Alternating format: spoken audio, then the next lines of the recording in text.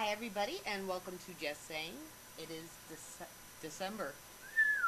It is September 23rd, 2013. I'm Kim, and I'm joined here, as I am every week, by my giggling co-host over there, Mary. Hi, Mary. Hi, Kim. I told you the week before I'm going to start holding up signs.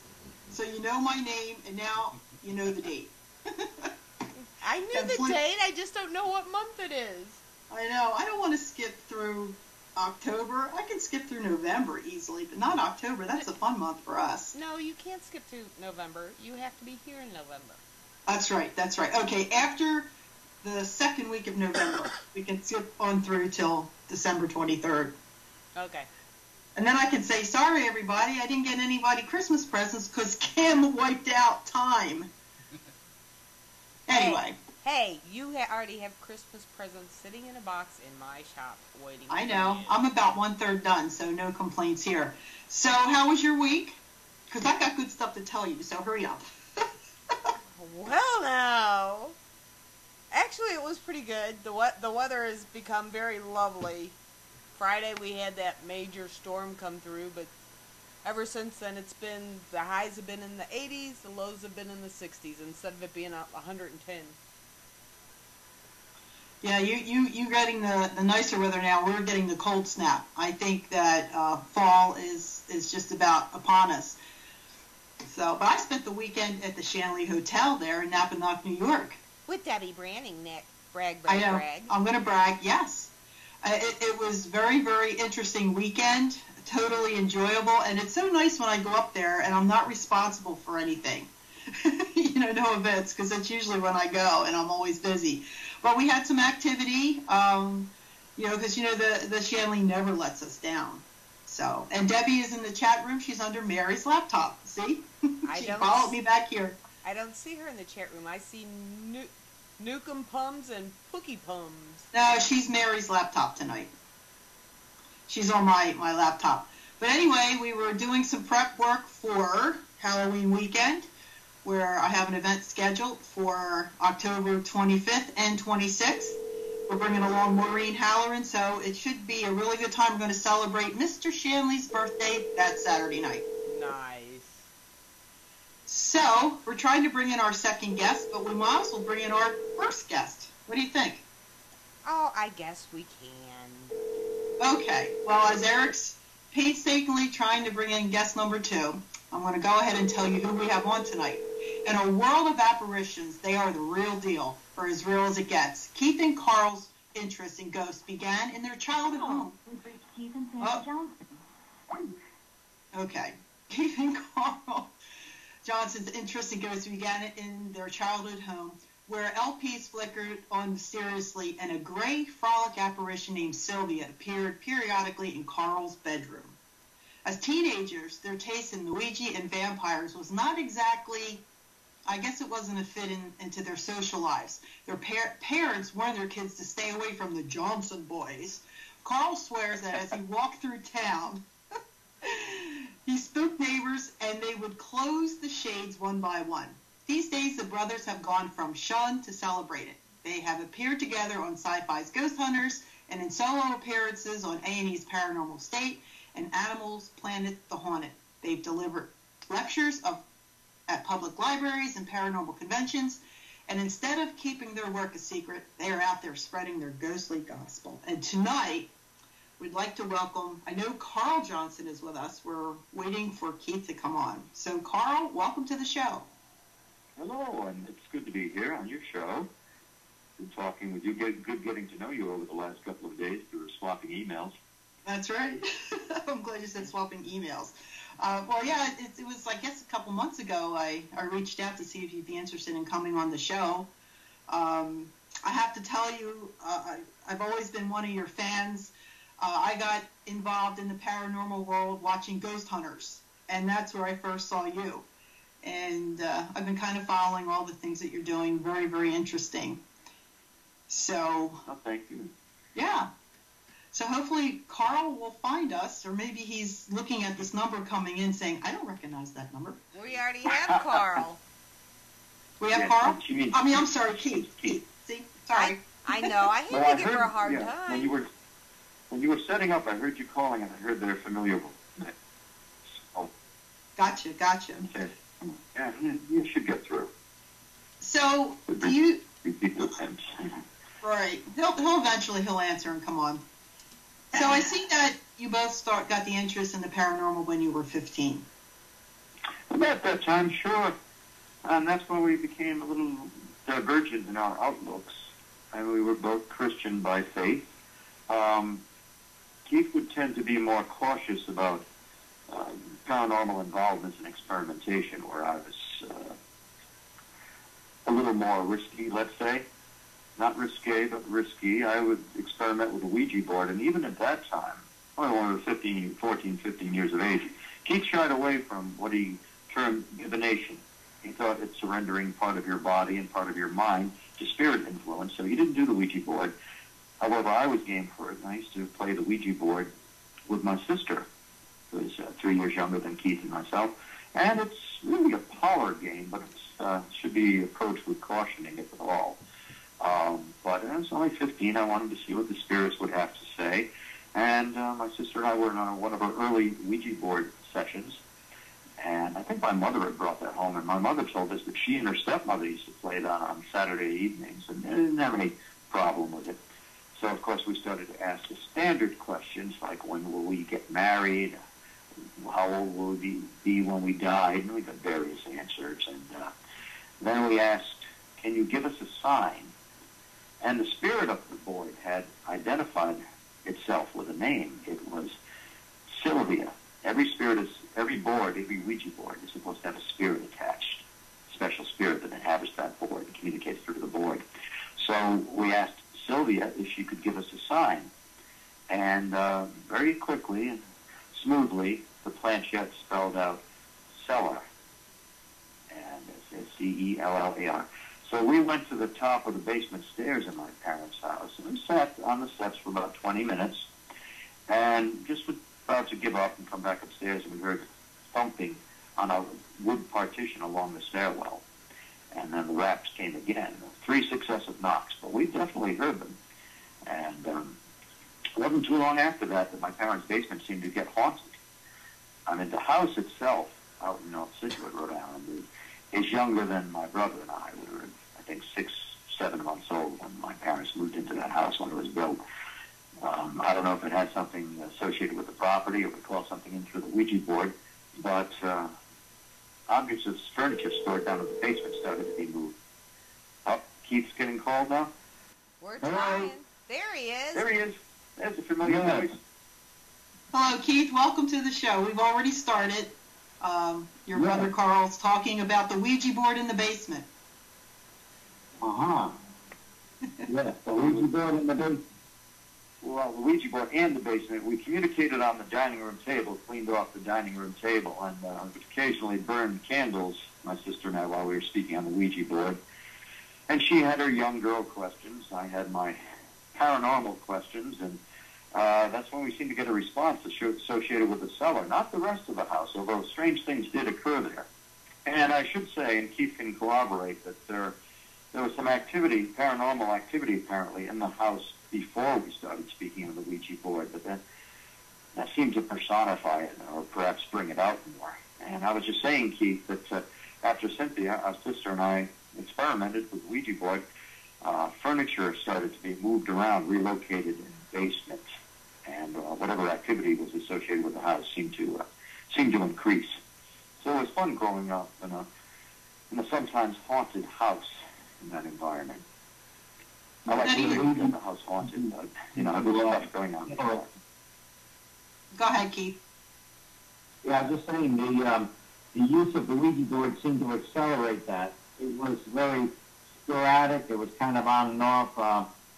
It would be every few years something would happen unexplained, but when there was communication to try to identify these spirits with the Ouija board, that's when things started to really pick up, and it seemed like doors were open that weren't readily closed. So that's when the activity really started picking up, and you could really notice it on a more regular basis.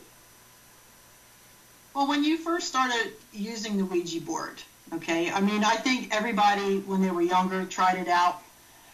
Did you realize back then that this was really going to be a serious investigative tool? No, we didn't realize that at all. Nobody had really warned us about that, and it was just, I mean, it was a scary thing, of course, when you think that you might be communicating with actual unseen spirits that are in the house, and you have to go to bed at night in the same house. That was kind of spooky, but actual dangers that they might take up residence there and they might be more active. No, we didn't know about that at the time that we started playing with it. I didn't I myself did not have regular communication with it. My brother and my sister did. They began getting a rapport with certain spirits that would name themselves, and of course they would address these spirits, call them by name, and have regular chit-chat at night with them. I didn't have the regular chit-chat conversation. I would use it now and then with them, but my brother and sister began having a regular communication with what seemed to be friendly spirits at first. But then after a while, they weren't so friendly. They gained a foothold. Well, I have to ask. I did a little snooping on you two. Mm-hmm. What have you uncovered that we may not know about that's out there? Nothing that you haven't said personally. But okay, that's okay. how did you two guys deal with the Ouija board when Carl preferred the darker side and Keith preferred the angelic side? See, I listened. Oh, you've done your homework, I see. You've done your homework. You know, the Ouija board basically was considered a game back then, a game by Parker Brothers, and it was just considered basically, let's see who's pushing it, let's see who's not, and most of the time, of course, I still believe this today. I think most of the time when you're playing with a Ouija board, it's your fingers are you're just using subconscious impulses. I think that you're figuring out the answers for yourself, you and your partner, whoever you're playing on the board with. I think it's just nerve impulses. You're answering it yourself, or else somebody's deliberately doing it, and it becomes a game. It becomes a game of let's see what answers we come up with.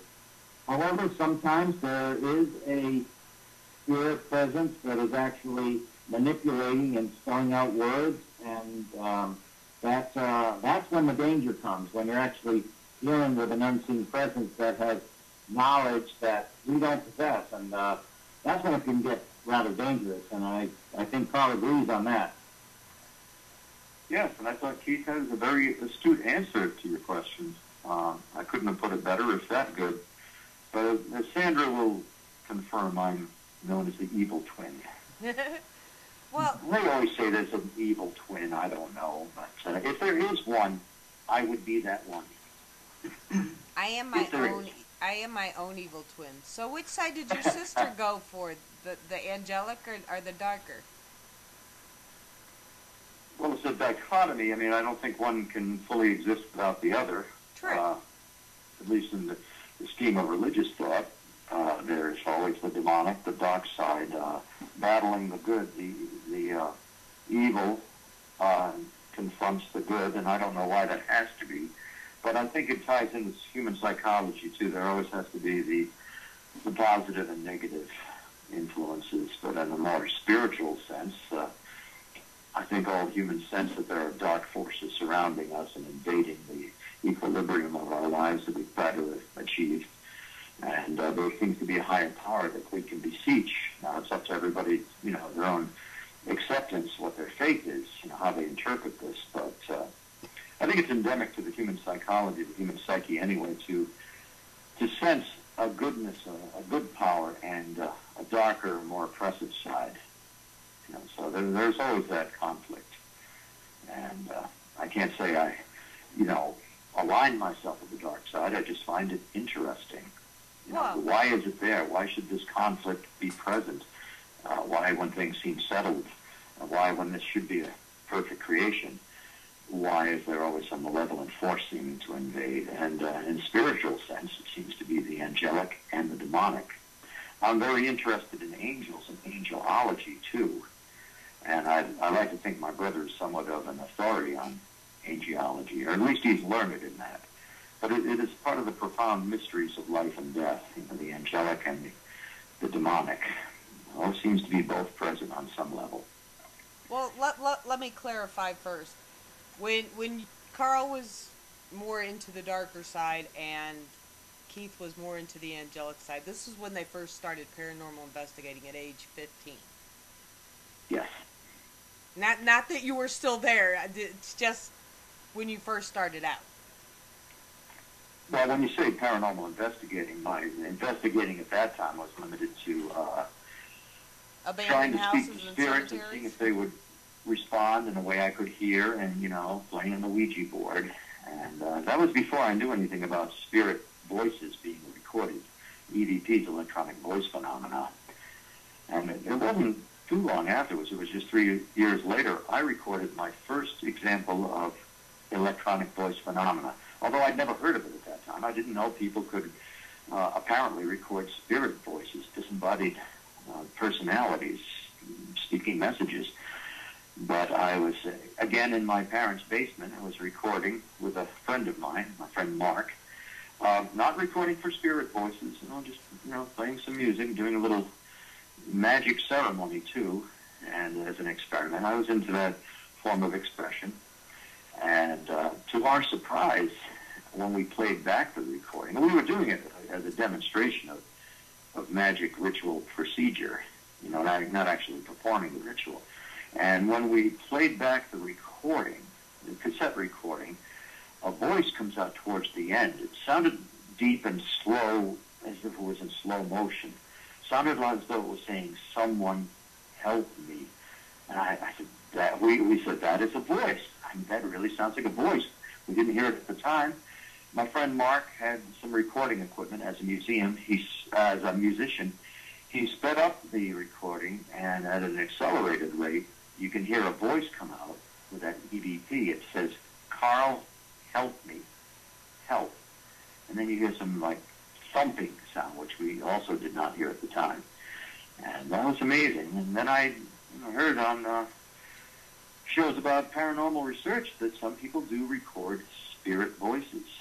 So I got mine totally unintentionally. And that first EVP I ever recorded. And that goes, way back to August 23rd, 1973.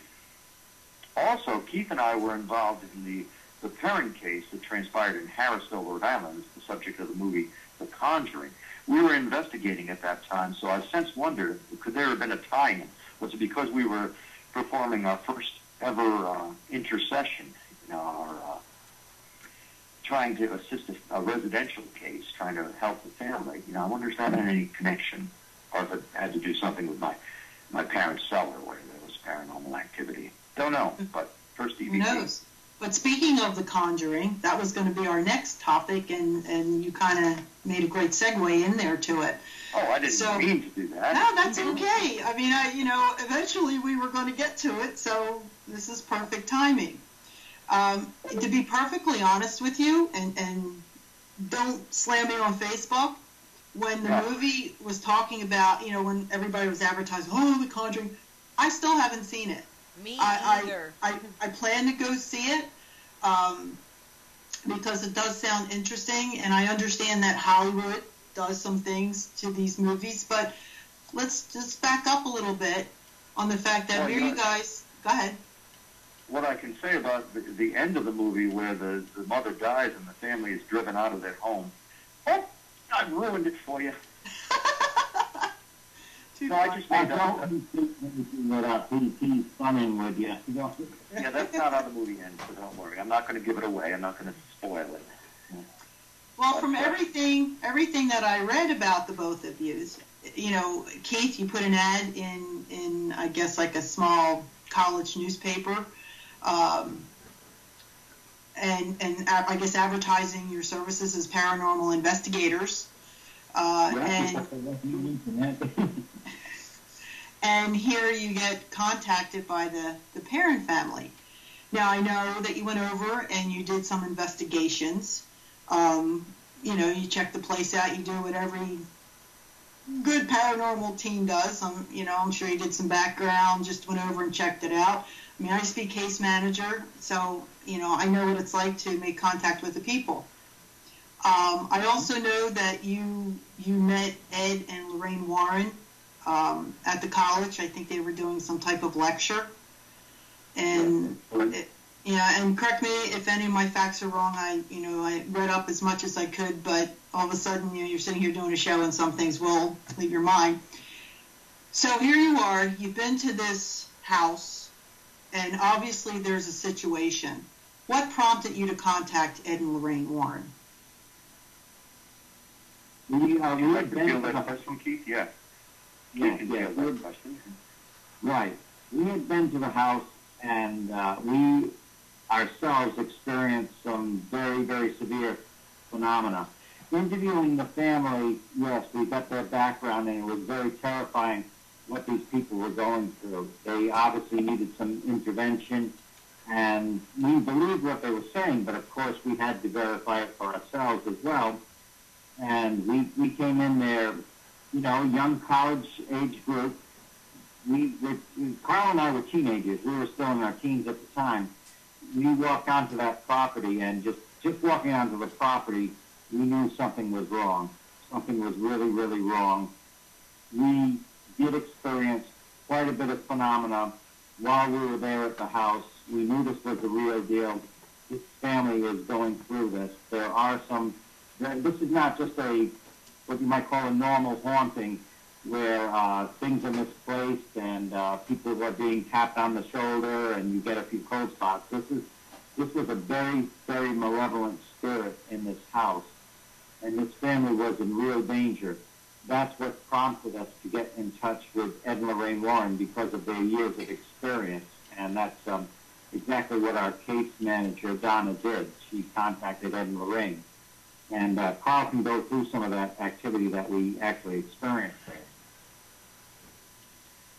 Well, what I experienced, first of all, when we were pulling up to the site, we had talked to Carolyn Karen quite a bit on the phone. Carolyn was the mother of my family. You know, Roger and Carolyn are the parents, and they had four daughters, rather. And actually 5 daughters. Andrea was the eldest. Oh, yes, Andrea's the eldest, and you're right about the number. And I had spoken to Carolyn on the phone. In fact, during August and September of 1973, I was on the phone with Carolyn Perrin 3 to 5 times each day. She was telling me about the new bruises she was waking up with and things that were going on in the home. Well, when we first visited the house in Harrisville, as soon as we pulled up in our cars, we were feeling something was up. I think especially Keith and I felt that. This kind of tingling and apprehension. We knew there was a activity there, you know, from Carolyn, but we didn't expect it to be quite so palpable. And then when we entered the house, talk about feeling unwelcome. I mean, of course, the family was very gracious to us and were really waiting for us to show up, but we just didn't feel like we should be there. I mean, that's objective sensation. We knew we had to be there. Just did not feel particularly welcome. Just the air in the house was different, the feeling. And while we were interviewing the family initially, talking with the girls and the parents, we heard some shuffling and thumping upstairs. And I asked Carolyn and Roger Perrin, who's upstairs? I thought they might have had a friend up there, you know, the girls' friends upstairs. And they said, no one's up there. You get used to it. That happens. That's the sounds we hear all the time. So after we recommenced the interview, I kind of excused myself and went upstairs without telling anybody I was going up there. So I quietly went up the stairwell and to the corridor where the girls' bedrooms were, and started to look at the edge of the bedrooms. Then I saw something out of the corner of my right eye. My peripheral vision picked up this black form. Well, it wasn't even a form. It was more like a mass, coming rapidly, rolling down the hallway towards me in my direction. My first thought was, there's a fire in the house. Why don't I smell smoke? But there's a fire because there's black cloud coming down. Then it reached me. I don't know if it engulfed me, but it reached me. Then it just stopped. It didn't fade away. It was just gone. I know I saw that, though. So I came back down the stairs a few minutes later and shot a look to my brother, Keith. You know, like something happened, you know, and he picked up on that. And I was kind of trying to beam a thought to him, like, I'll tell you later. Then I shared it with the group Pyro. We were members of a paranormal investigating team at Rhode Island College, based at Rhode Island College, called Pyro, Parapsychology Investigation and Research Organization. And we had a good methodology for young people who were just starting out in paranormal investigation. We were fairly thorough. Keith and I went down to the basement. Some members of the group declined to go down there. Yes, and what you see, much of what you see depicted in the movie is accurate. What was happening in the house and down at the basement. I'm not giving too much away, but they captured it. And the inside of the house, as depicted in the movie, is very accurate. As I said, I remember that kitchen. I mean, it's not filmed in the actual house. I remember the kitchen was like that. The upstairs, the bedrooms were like that. And watching the actor portraying Ed Warren interview Carolyn and Roger Perrin, that was nostalgic. It was like listening to Ed Warren. And there's another scene where they show the Warrens lecturing at a college in Connecticut, and it was kind of heartwarming. It was nostalgic. It was like watching younger Ed and Lorraine. So that's what I experienced. The first thing I experienced there anyway was that blackness, like an absence of light, rolling down the hallway towards me, and then it was gone, and daylight again. I remember I closed my eyes, opened them, and it was gone. But I know I saw that. Did you, you know how, like, we're always told to be very careful you don't take any hitchhikers home with you when you go into these things? Did you notice anything afterwards in your own personal life? It might have been associated with that first voice, that first EVP I recorded. I don't know. I personally think it had more to do with my parents' house at the time, and what was going on with the property in the house. But it might have been associated with that. But I don't recall if I felt anything afterwards. I know Keith led us all in prayer after we left, but nothing will follow us. Nothing unholy or meant to follow us. Welcome back, Keith. Yes, we get to be on. Yeah, but you're back. Yes, I'm back. Yes, Keith, you missed me telling about the blackness that came down the hallway, rolling down the hallway at me, but you know that story. And I was just mentioning that after we left the house, Keith led our group in prayer. And so we weren't too concerned about anything following us back. If we did have some residual manifestations after we went home, I don't recall. Mm-hmm. You know. I know that's always a big worry. Yes. Carl was, of course, Carl was having his adventure upstairs. Meanwhile, the four youngest daughters had taken me on a tour of the property. They took a liking to me. I think they liked it that I had very long hair at the time because, you know, it was the early 70s. So they grabbed me by the wrist and they gave me a tour all over the property. And then later, when the rest of the family were downstairs, he took me upstairs to show me their room and started feeling very, very creepy up there. And they told me how frightened they were. Inside one of the bedrooms in particular, you could feel the air getting very, very heavy, but also almost electrified. And they told me how frightened they were. I asked them what their basic beliefs were. They told me that they were Christian, they were Catholic. So I suggested to them that they try praying and calling upon the name of Jesus Christ. As soon as I said that, a window that could not possibly be moved because of the humidity suddenly slammed shut with terrific force.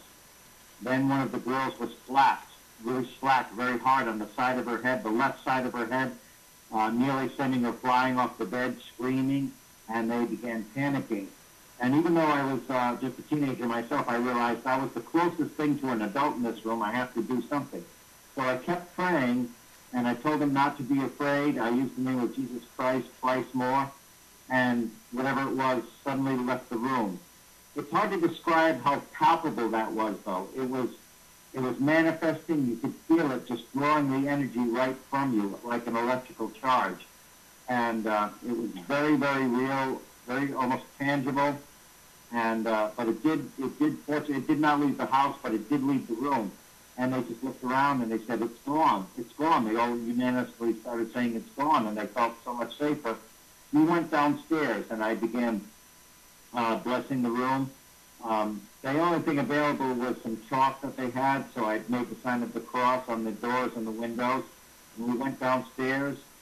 Before we left that evening, the eldest daughter, Andrea, who was about 15 years old herself, she asked me if I would come downstairs with her because she had to get some preserves, and she was feeling very, very nervous because there was very, very little lighting down there.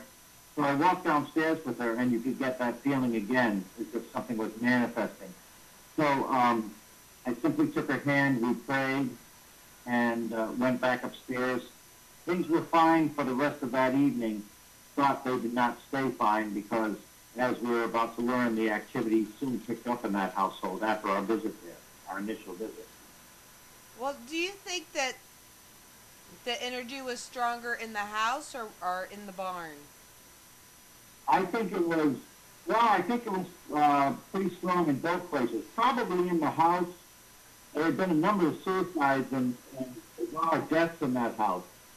Very, very strange.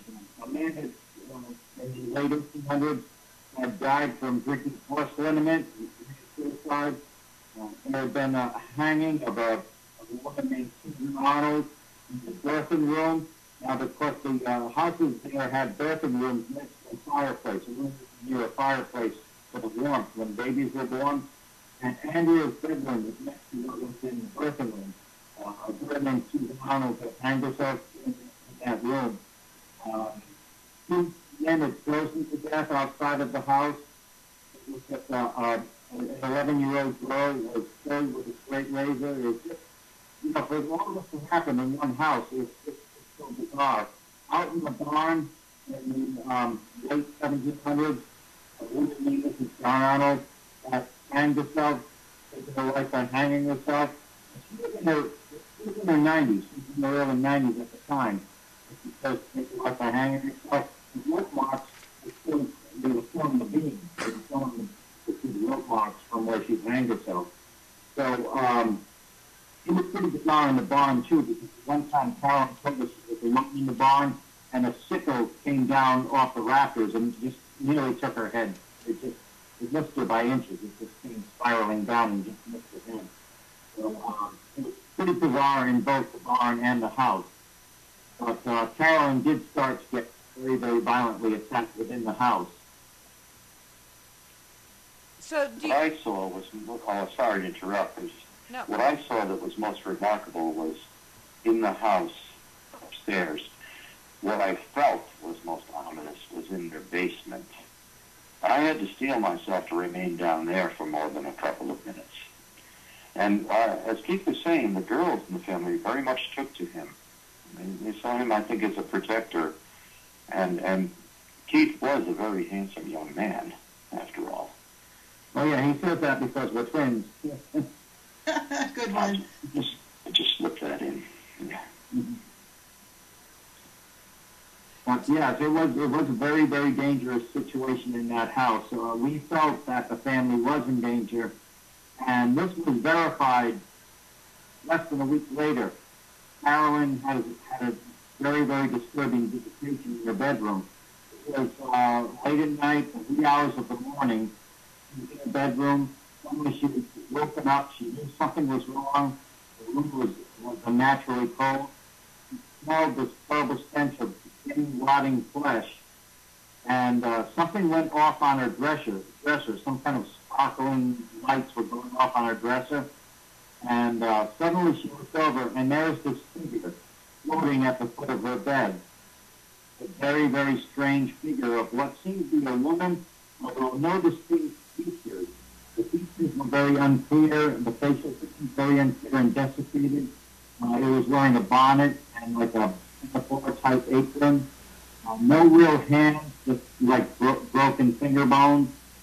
What was very strange, though, is that the woman's head was cocked to one side as if the neck were broken.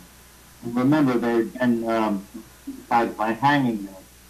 So this figure of this woman, again, emanating this bizarre chant, very, very bizarre. Carolyn didn't remember all of it at first.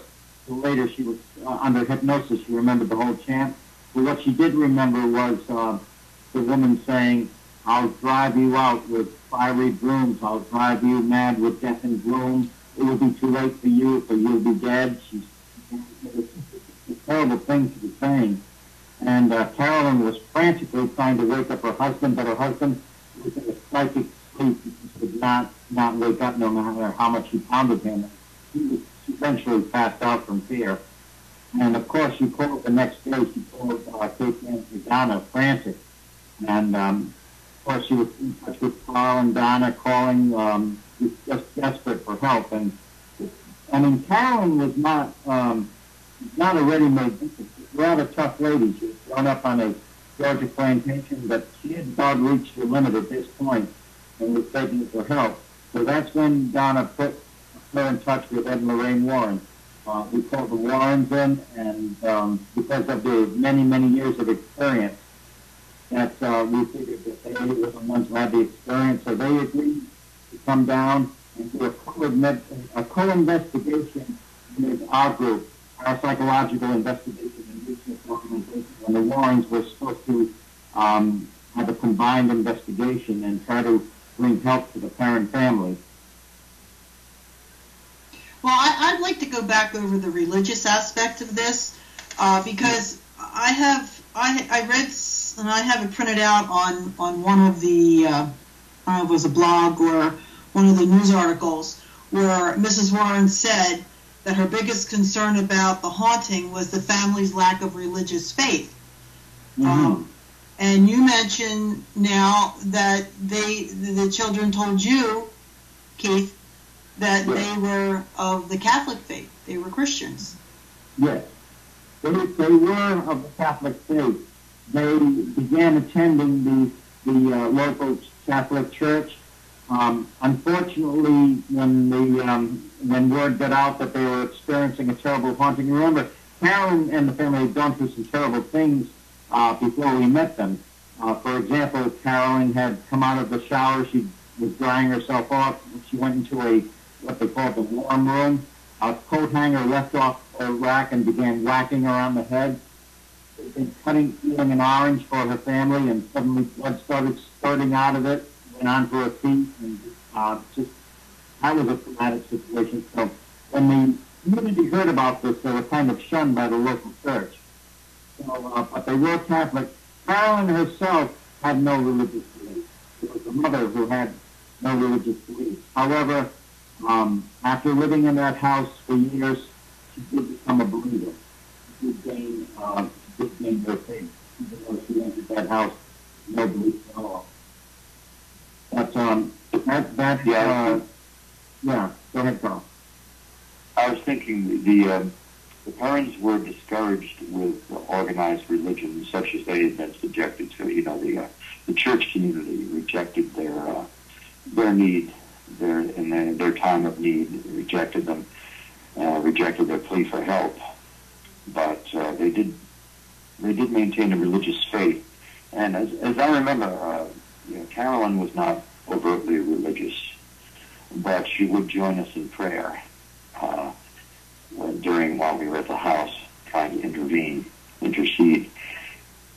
So I suppose Carolyn did have some measure of faith, but they rejected their Catholicism because they were disappointed in the Catholic Church. But keeping in mind that this was, an isolated incident, it was where they were going to church, that they were not welcome. They had that experience with a couple of churches. Yeah, I mean, if you think about it, the time error, if it was today, and I think if you went to... Yeah. Exactly. And, back then, you were the devil. And, there was something wrong with you, and people actually stayed away from you. Yeah, they must have really endured a lot. And how long did they actually stay in the house before they decided to leave? I believe it was 10 years. Yes, they lived in the house for 10 years. Yeah, a full 10 years they lived there. Hmm. And in the end, it was, they were not driven out of the house. And of course, the first question people will ask Miss Perrin, Andrea Perrin, is, how could you endure that? I would have been out of there the next day. Well, the parents had invested their savings into that house. They'd already relocated recently, and they didn't just want to uproot, and they would have taken a financial clobbering to have done so. And Andrea is the author of a book, House of Darkness, House of Light, because there was much joy and love and a bonding of the family in that house. It was not a tragic story. It was, they had good times in that house. They had to be surrounded by some very unsettling activity, but they stuck it out and would refuse to be driven out of that house. They were stronger than the invading forces, and they wanted to stay in their house, and they made a go of it. And that's why they were there for 10 challenging, but also 10 wonderful years as a family together. Yeah. I guess if it was constant every day, you'd have to reconsider and go. But now, I also was reading here that the Warrens kind of concluded that the house was haunted by, I know I'm going to get this name wrong, Bathsheba Sherman. You got it right. Did I? Okay. I usually stumble. You did good. Thank you. Yeah, for somebody who hasn't even seen the movie, you did good, huh? I had a feeling you Well, I was waiting. Bathsheba. I knew eventually I was going to get you guys on the show, and I was waiting. That's like that for brown nosing. Doing your research. Yeah. The entity, the personage of Bathsheba Sherman did tie in with the case, but perhaps not so directly and dramatically as it was portrayed in the movie. She was suspected of being a witch. And, by the way, her stone has been vandalized. It was broken before, but it was deliberately damaged not too long ago. And Keith and his wife Sandra went to visit it, and they can describe what it looked like. I don't know if the stone has been since removed or will be removed. No, it's been repaired again. It's actually been repaired again. For now, it's upright. It's upright again, fortunately. Yes, for a while it was broken in half and on the ground, and then it was righted, and then it was vandalized. But I guess it's going to stay there, in spite of the popularity of the movie. Well, Some people would want a souvenir. That's the sad part, is you've got all these people who now want to get into that place to investigate and are going to the cemetery and doing destruction.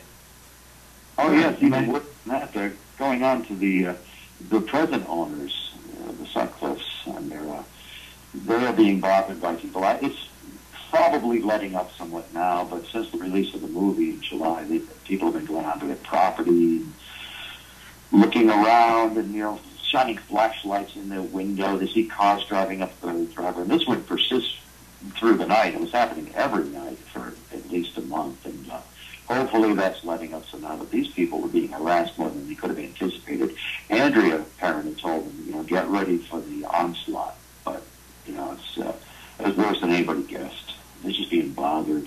Because it's, the movie sensationalized the case, and people get curious, and they find out, this is in Harrisville, Rhode Island, I can find that. So they go up onto the property, get out of their cars, walk around, actually shine flashlights in the window, look for the infamous tree where there was a manifestation, and they're hoping to see some spooks and gobbledygook or ghosties through the window. And it's, of course, very much an invasion of the family's privacy. Hey, and if they're looking in the window and some ghosty thing looks back, they'd learn how to jog real quick. Oh, yeah. There's always something. That's what they really want. They want to see something spectacular, spooktacular, and unusual. That's right. But they don't. But those type of people, they want to see it, but once they do, they're the first ones to be looking for the clean pair of clothing in the trunk. Oh, yeah. Oh, yeah. I'm never going back there. Never going back there. It's the old be careful what you wish for. Right, exactly. And then more people will want to go there. Huh? That's it. And Lorraine, when she came to the parent house when the parents lived there. Now, Lorraine, of course, is clairvoyant. She has the extra sense. She began picking up on the name of the spirit there. She said there is a main spirit, a dominant spirit there that is very malevolent. And I'm getting the name Bathsheba. And that's how they're associated with Bathsheba. Now, when we were there, we had already visited the grave of Bathsheba Sherman. Bathsheba Sherman had a reputation in the town for being a witch.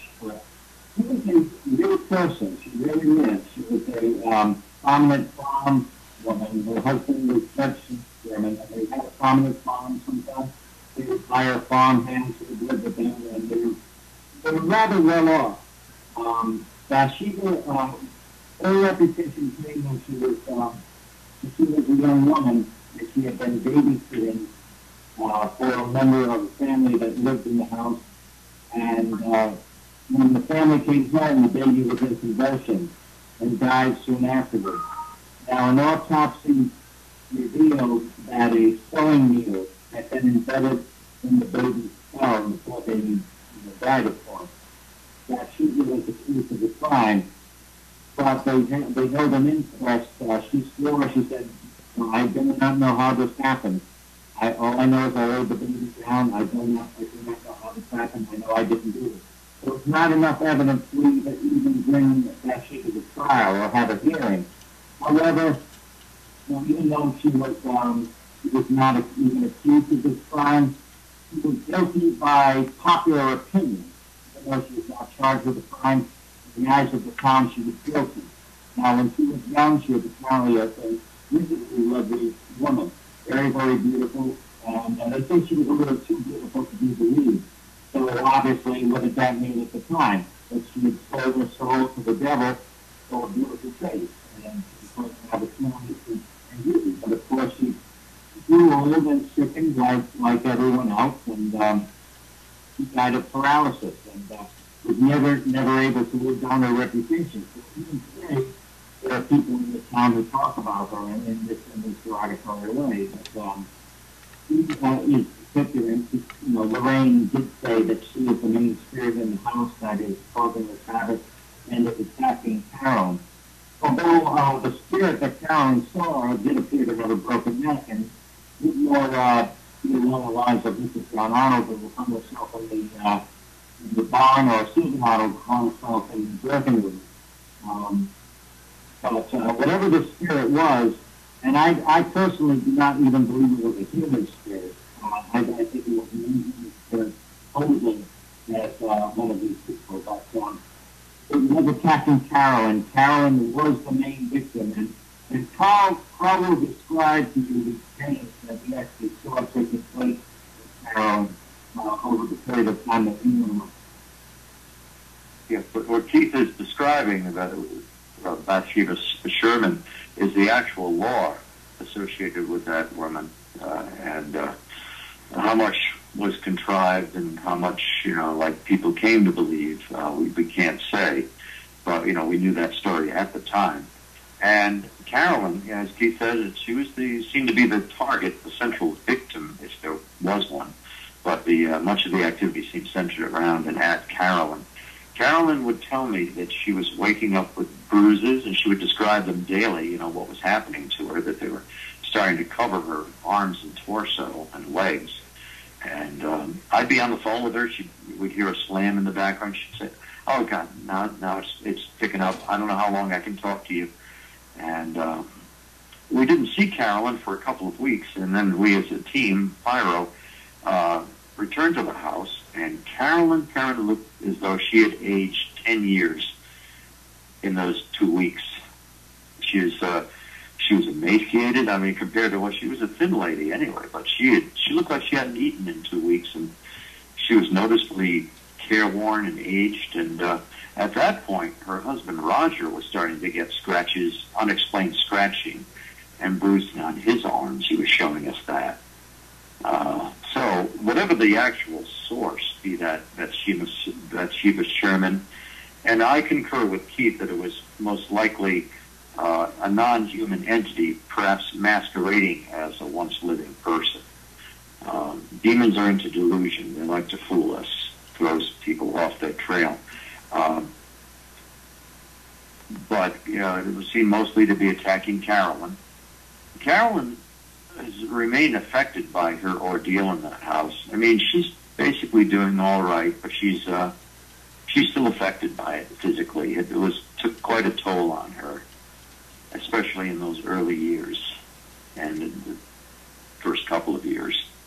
And Roger was not so much affected by it. He remained sturdy, but he was being bothered by it. But for some reason, it seemed to be mostly Carolyn Perrin. I just remember vividly her describing what was happening at the house, and she would be slapped, she would be pinched, she would wake up with unexplained bruises and bite marks, and that was the worst of the onslaught. By the way, there's a fuzzy sound. Can you hear me all right? Yes. Yeah, you're good. Okay, Now, I can clearly. They had 5 children, and of course now we're talking back in the 70s, so they're all grown adults. Yes. I know. I think that you spoke to Andrea. What about the rest of them? How did they all turn out? I mean, that was a horrible ordeal to grow up with. I think it made Andrea stronger. The other girls, I don't know, Keith could answer that probably a little more thoroughly. But I know Andrea, rose above those struggles. It's not as though she wasn't affected. But she took the best of her experience and made it, and incorporated that into her life. She didn't suppress it and say nothing happened there, I don't want to talk about it. No, she knows it was very real, and a decade of her life. And it's made her a stronger character for that. I think it brought out the best in Andrea, or let's say Andrea brought out the best of herself because of that situation, from what I've seen. Keith could probably tell a little bit more about how the other children were affected. Yeah. They speak about it, but they're not as outspoken as Andrea is about it. And Andrea is a naturally outspoken person anyway. But Cynthia is rather Cynthia. She's rather reticent to speak about it, but she does think about it. And there are some things that they experience they will not talk about to this day. They do relate to basic stories, but there's just some things that they just have to keep to themselves that they can't bring themselves to share publicly to this day and will forever remain with them. And there were incidents that Carolyn Perrin confided to me, and she asked me never to reveal them if I could keep them confidential. And to this day, precisely 40 years later, I've kept that confidence. I've never told her them, mostly because I forgot what she told me. But I did give her my word, and I have to stay true to that. I don't recall everything she told me that she wanted me to keep between us. But there were some things she confided that she didn't want to be. She told me because it was going to be helpful for our investigation, but she didn't want me to tell anybody else, and certainly not in any public forum. And I don't remember what she confided, but it must have been pretty interesting at the time. Well, before we run out of time... How much more time do we have, by the way? I'm not sure what we've got going. 2 more minutes. Okay. Okay. Well, and I have so much for Dina Palazzini. I was going to ask her a couple of questions or bring her on. But maybe next time. Actually, I was going to ask her do a show invite just for her to come on. So good, yeah. We can pound on her for an hour. Yes, because I don't think anything you could ask her could be answered in 2 minutes anyway. Exactly. No. When you had mentioned that she was with you, I thought she would be an excellent guest. Kim and I are both empathic, so we love to talk to other empathic people. Yeah. Well, she's contentedly typing away on the laptop, so she's certainly keeping herself occupied. Are you sure? Anyway, I have two questions left. One is from the chat room, but I'm going to hit you with my last question here is, here you are, you're sitting in a movie theater. You're not really sure exactly what's going to be going on in this movie, but you know nobody contacted you to ask your input in it. So were you a little surprised that neither one of you were mentioned in this movie? Since I call you guys the first responders. We were. Thank you. Yeah. Dina's very busy in the chat. Well, I was not surprised. I was not surprised that we weren't contacted because I knew the Warrens would be portrayed in a certain light, and I think our presence in the movie would have been considered extraneous. I mean, I think they felt that way. The producers, and the scriptwriter, I don't feel we would have done. But they weren't informed about our involvement anyway. So if they knew about us, they didn't. There was somebody involved in production that knew about our involvement, but he did not wish to disclose that. So I think it would have added to the film, if anything. Our college-based group was loosely represented by a lone college student in the film that is assisting Ed and Lorraine, and that's I think he's the representative of Pyro, although, of course, the name Pyro is not used in the film, and there's certainly no twin brother investigators represented. So I wasn't surprised that we weren't portrayed. Well, if nothing else, I mean, it says in the movie that Carolyn seeks the help of the Warrens, but Andrea tells people that the Warrens were brought in by a paranormal team from Rhode Island. So, it's out there that you were there, and I think that's important.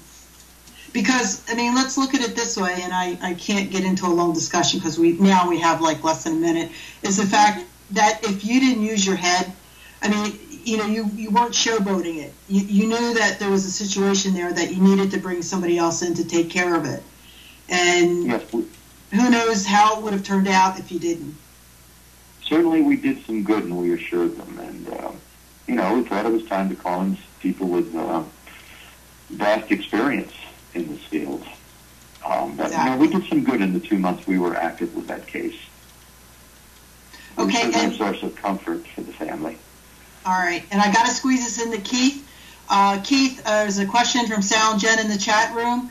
Is there any plans to do another paranormal reality book? Yes, actually, it's being published right now. The book is finished, and all we're doing is just getting it published. And so, yes, Paranormal Realities 3 will be coming out hopefully within another month. Awesome. Well, you're going to make Sal and Jen very happy. And unfortunately, we are at the end of our show. If anybody needs to contact you, where can they do so? So I'll go Beyond the Veil Paranormal Research, www.beyondtheveilparanormal.com. That's as quickly as I can say it. Beyond the Veil Paranormal Research. Hopefully Dana can post that in the chat room for us. She always has to post that in the chat room. And Keith?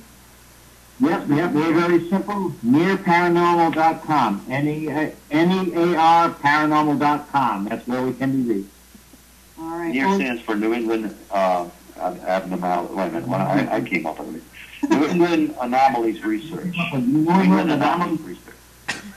All right. Well, guys, thank you so much for joining us. Keith and Carl Johnson, you guys rock, and hopefully we can bring you back onto another show where we can continue the discussion. Absolutely. Having us. All right. And good night to Sandra. Good night, everybody. We thank you for joining us. Anyway, next week on Just Saying, we have, Kim, do you know who our guest is? Because I do. No. We have Victoria Rosencrantz. She is from Spirit Researchers, and we're going to bring her on here to talk about some of the work she does with the kids and the paranormal. And with that, we are getting out of here, but stick around. Miss Lillian is up next, our newest Mistress of Monday. With her strangeness, no doubt. Well, yeah. All right. Good night, everybody. Good night. Good night.